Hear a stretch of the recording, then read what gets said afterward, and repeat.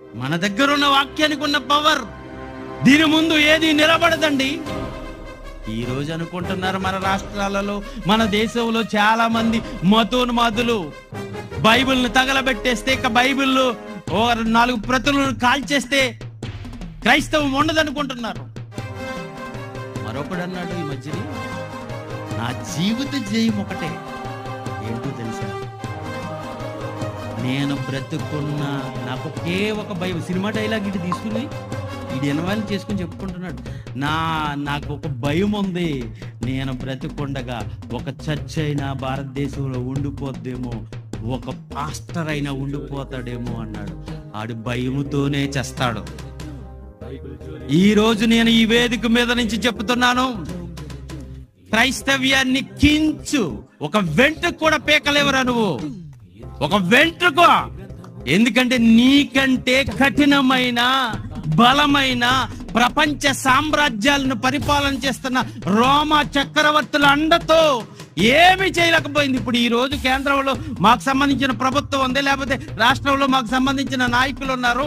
ఆ నాయకుల అండతో క్రైస్తవ్యాన్ని ఏదో చేసేద్దాం అనుకుంటున్నారేమో. ఏమి చేయలేరు క్రైస్తవ్యాన్ని. ఇది ప్రభంజనమై విస్తరిస్తుంది. ఇది విస్తరిస్తాదే తప్ప దీనికి అంతము లేదు. ఇది అభివృద్ధి చెందుతాదే తప్ప అంతము లేదు.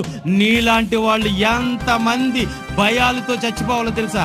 భయపడుతూ నువ్వు నీ బృందమో నీతోటి వారందరూ భయముతో చావండ్రా. క్రైస్తవ్యాన్ని మాత్రం ఏమీ చేయలేరు. అది క్రైస్తవ్యం గొప్ప. ఎందుకంటే ప్రపంచ సామ్రాజ్యాలలో ప్రభంజనమై విస్తరిస్తూ ఈ భూమి ఉన్నంత వరకు ఈ గ్రంథం ఉంటూనే ఉంటుంది. మన దగ్గర ఉన్న వాక్యానికి ఉన్న పవర్ దీని ముందు ఏది నిలబడదండి. ఈ రోజు అనుకుంటున్నారు మన రాష్ట్రాలలో, మన దేశంలో చాలా మంది మతోన్మాదులు బైబిల్ని తగలబెట్టేస్తే, ఇక బైబిల్ ఓ 4 ప్రతులను కాల్చేస్తే క్రైస్తవం ఉండదనుకుంటున్నారు.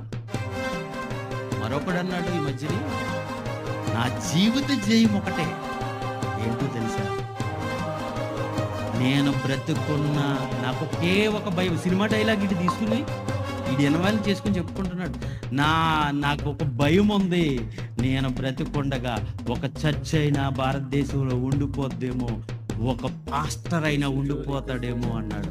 ఆడు భయముతోనే చేస్తాడు. ఈ రోజు నేను ఈ వేదిక మీద నుంచి చెప్తున్నాను, క్రైస్తవ్యాన్ని కించు ఒక వెంట్రుక కూడా పీకలేవరా నువ్వు, ఒక వెంట్రుక.